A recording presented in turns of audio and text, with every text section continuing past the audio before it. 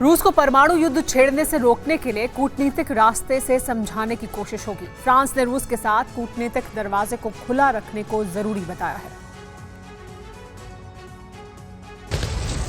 रूस यूक्रेन जंग हर बीते दिन के साथ ज्यादा भयावह और विध्वंसक होती जा रही है। सबसे बड़ा खतरा परमाणु हमले का है, जो बढ़ता जा रहा है। यूक्रेन के हाथों पिटने और अमेरिका समेत पश्चिमी देशों की यूक्रेन को मिल रही मदद से बौखलाए प्रेसिडेंट पुतिन परमाणु हमले की धमकी दे चुके हैं। पश्चिमी देश पुतिन की धमकी को हल्के में नहीं ले रहे हैं। हालांकि रूस के परमाणु हमले का जवाब देने के लिए नेटो देश भी तैयारी कर चुके हैं, लेकिन फ्रांस ने रूस के साथ बातचीत का रास्ता खुला रखा है ताकि किसी भी तरह परमाणु विध्वंस के खतरे को टाला जा सके।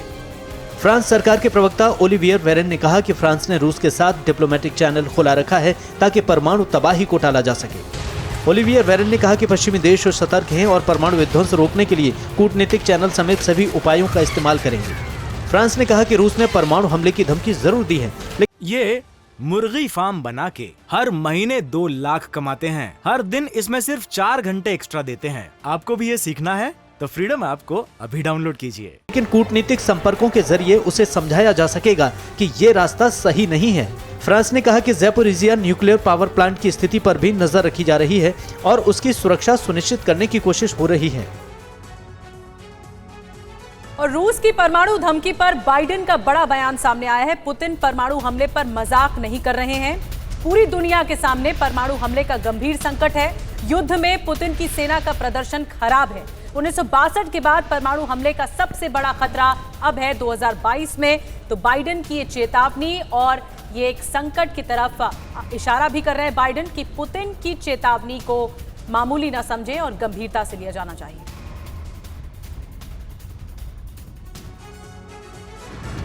क्या अब तक रूस और यूक्रेन के बीच जंग से जितनी तबाही दिखाई दी, आने वाला समय उससे भी ज्यादा विध्वंसक होने वाला है। ये डर सारी दुनिया में इसलिए मंडरा रहा है क्योंकि अब बार बार युद्ध के बीच परमाणु हमले की धमकियां दी जाने लगी हैं। पुतिन की ओर से कई बार जरूरत पड़ने पर न्यूक्लियर अटैक की हद तक जाने का बयान दिया गया। अब सुपर पावर अमेरिका के राष्ट्रपति जो बाइडेन ने दावा किया है कि पुतिन की इस वार्निंग को मजाक के तौर पर कतई नहीं लेना चाहिए। प्रेसिडेंट बाइडेन ने माना कि रूस परमाणु बम चला सकता है। न्यूक्लियर वेपन के इस्तेमाल पर पुतिन मजाक नहीं कर रहे।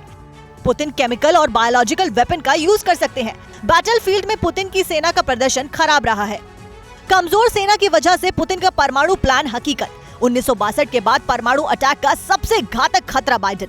1962 में दुनिया परमाणु युद्ध के कगार पर पहुंच गई थी। 1962 में रूस अमेरिका के न्यूक्लियर वेपन आमने सामने थे, जबकि इसी तरह ब्रिटिश न्यूज़पेपर द सन ने कुछ अलग ही तरह का दावा किया। इसमें बताया गया कि अगर रूस ने परमाणु हमले का फैसला किया तो रूस मॉस्को पर न्यूक्लियर स्ट्राइक से पीछे नहीं हटेगा। रूस से परमाणु खतरे के बीच अमेरिका के विध्वंसक वेपन से जुड़ी खबर आपको दे दें। अमेरिका ने थॉर्स हैमर का टेस्ट किया है। हाइपरसोनिक मिसाइल की स्पीड बढ़ाएगा थॉर्स हैमर। 2019 में थॉर्स हैमर बनाने की शुरुआत हुई थी।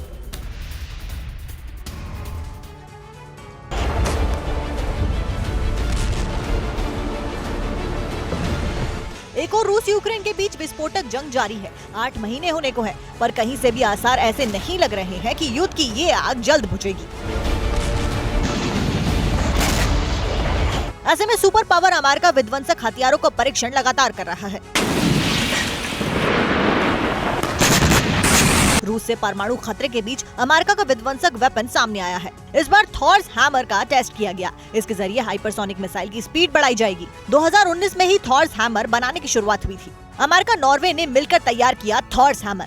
Thor tactical high power operational responder hypersonic speed से अटैक करता है। थॉर एक बार में 100 ड्रोन यूएवी को मार गिराने में सक्षम, किसी भी ऊंचाई पर ड्रोन को डिटेक्ट करने में सक्षम, 1 सेकंड के अंदर दुश्मन ड्रोन पर सटीक अटैक। जाहिर है कि वॉर की गहमा-गहमी के बीच हथियारों की बढ़ती ताकत भी घातक कदम उठाने की चेतावनी दे रहे रूस के लिए एक तरह का संदेश है।